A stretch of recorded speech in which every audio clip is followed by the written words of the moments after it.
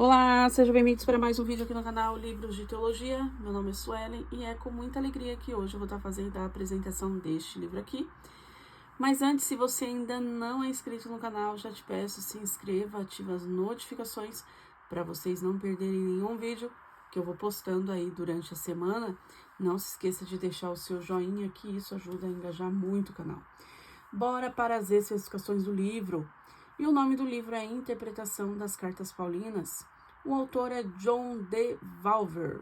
A altura do livro é de 23 centímetros, a largura é de 16 centímetros, a espessura é de 1 centímetro. São 207 páginas, as folhas são brancas, o acabamento é de brochura, editora Cultura Cristã, copyright 2012 e vindo para o Brasil, primeira edição, 2017.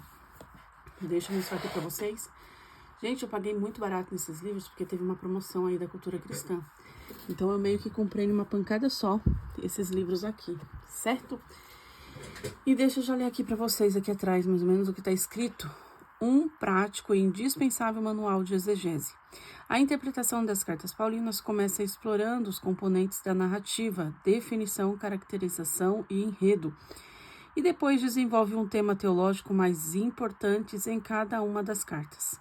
O método define a tarefa da exegese dentro do contexto literário das cartas do primeiro século, bem como o contexto teológico dos principais temas presentes nas cartas de Paulo. Cada capítulo inclui uma lista de recursos úteis para o passo de interpretação discutido, um glossário que define palavras técnicas e amostras de passagem de exegese para proclamação torna este guia prático e fácil de usar. Concedido como um manual para estudantes do seminário e pós-graduação, o livro fornece um guia que também ajudará pastores, estudantes e universitários de nível superior e leigos bem motivados.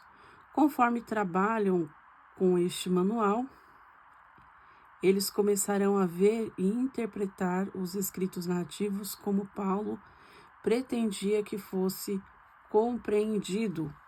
E aí aqui tá algumas considerações desse irmão aqui, desse daqui e, enfim, falando um pouquinho sobre John Valver, certo? Abrindo aqui, né, o livro assim, olha, ele não tem orelha, tá?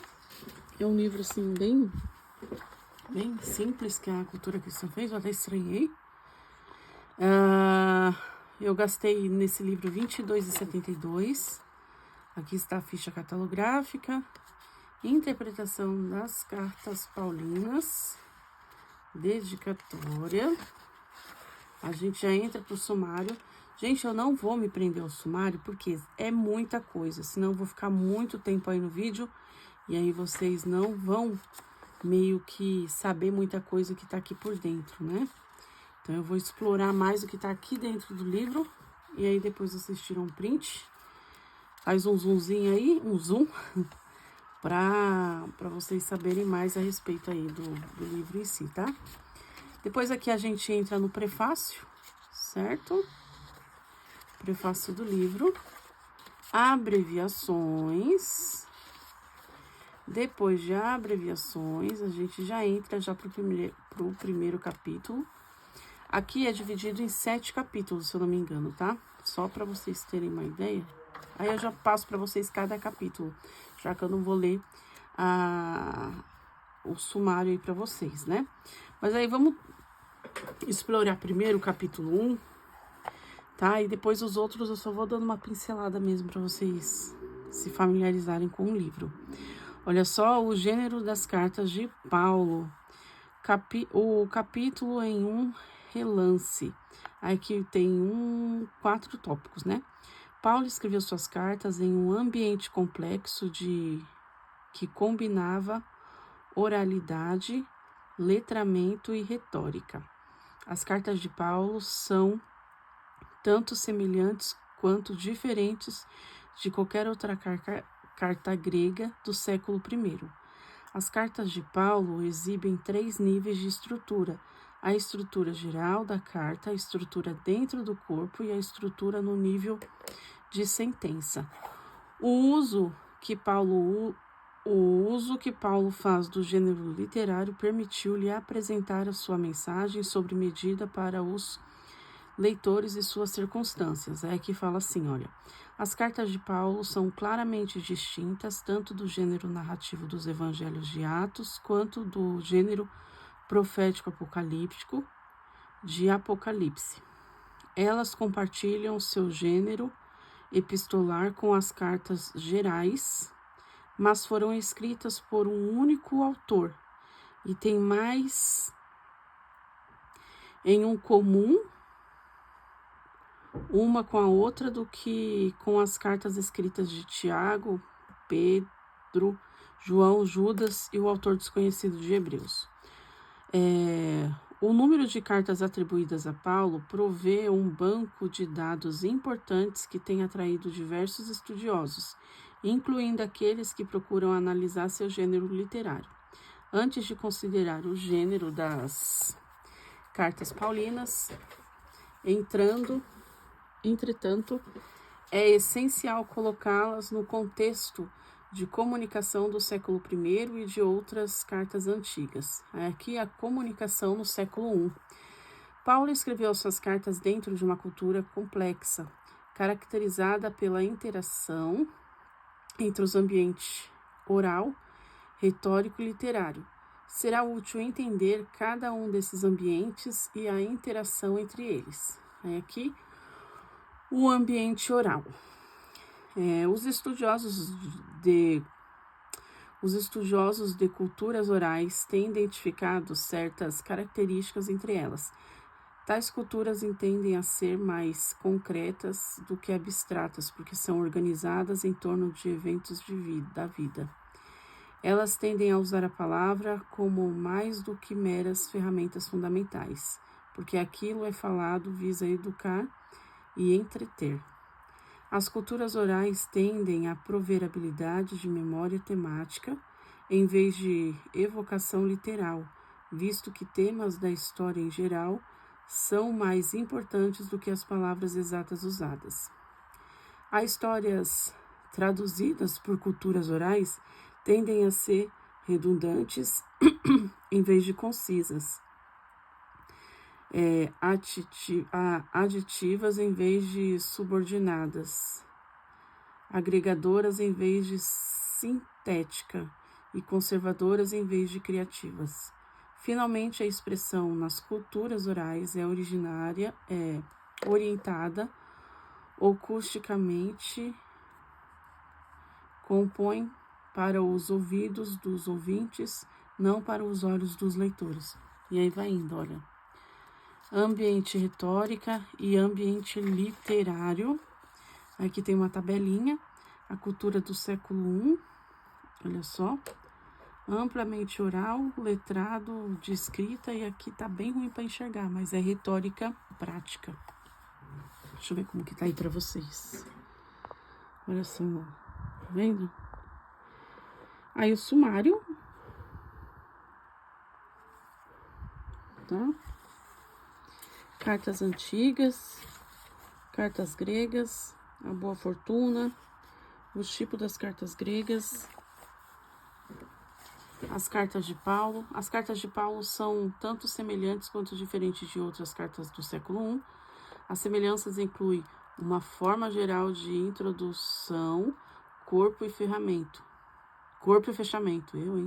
As características de relacionamento, diálogo e presença, os propósitos de informação, pedido, exortação e ordem, o uso de linguagem estereotipada. As diferenças incluem tamanho, complexidade e flexibilidade. Aqui está outro quadro. Aqui dá para ver que é um livro assim que ele demanda atenção, né? Não é um livro assim para você ler numa pancada só. Isso aqui requer bastante atenção, né?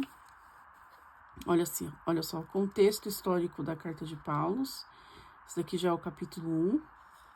Aí aqui traz uma prévia, né, do que a gente vai ver no capítulo 1. Tá? Tessalonicenses, Colossenses, Efésios, Tito, Timóteo e Tito. Vamos já para o capítulo 3, que vai falar sobre a teologia das cartas de Paulo.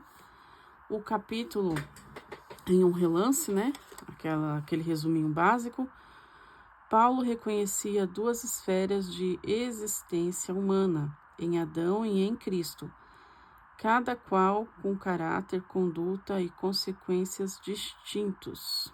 Aí aqui a quarta parte, a segunda parte quer dizer, a fé em Cristo resulta na transferência de uma esfera para outra e coloca a igreja como o contexto em que a pessoa deve viver a vida cristã.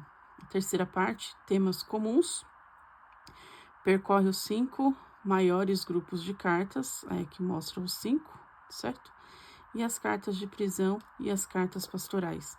E aí, o quarto, o paradigma de coerência e contingência, prevê um modelo útil para compreender a teologia das cartas de Paulo. Tá? Indo mais adiante, a gente já vai para o capítulo 4, né, do livro. Preparando-se para interpretar as cartas de Paulo. Então, o capítulo, né, aqui vai estar mostrando novamente, né, o que a gente vai ver aqui, olha.